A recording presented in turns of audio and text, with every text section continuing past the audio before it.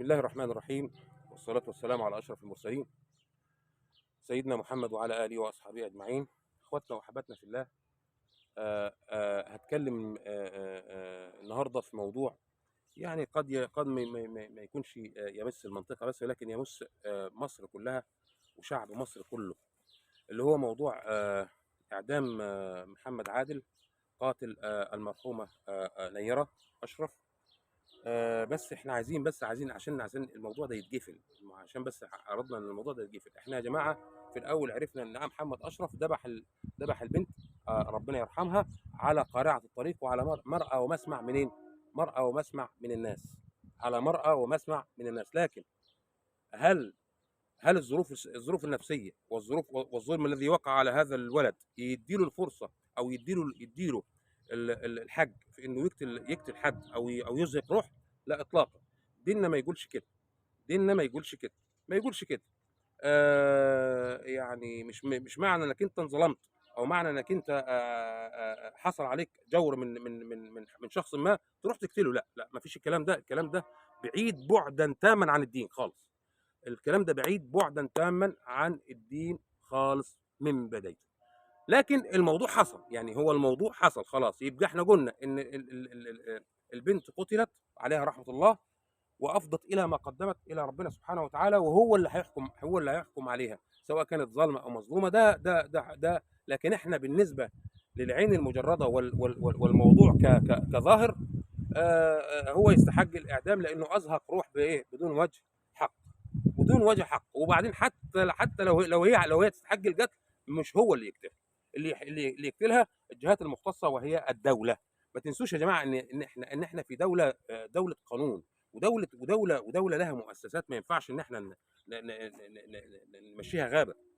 تمام.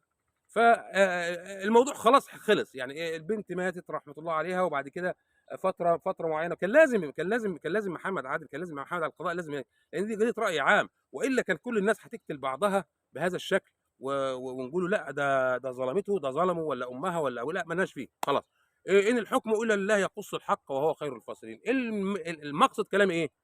هي رحمه الله عليها، هو رحمه الله عليها، انتقلوا الاثنين الى ما قدموا. خلاص ربنا سبحانه وتعالى اراد لهم النهايه ديت، وربنا سبحانه وتعالى هيحكم بينهم.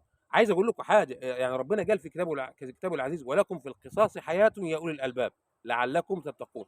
ازاي القصاص هتموت حد ويبقى في حياه؟ ما انا لما ما انا لو حكمت على ده بالاعدام لانه قتل حد، كده انا بقول للناس: يا ناس، اللي هيعمل زيه هيتقتل. ولكم في القصاص حياه يا اولي الالباب. هي ده. يعني زي قتل وحياه. ما هو انا لو عملت كده خلاص كل الناس هتخاف. مش هتعمل كده، لان اللي هيعمل كده هيتعمل فيه.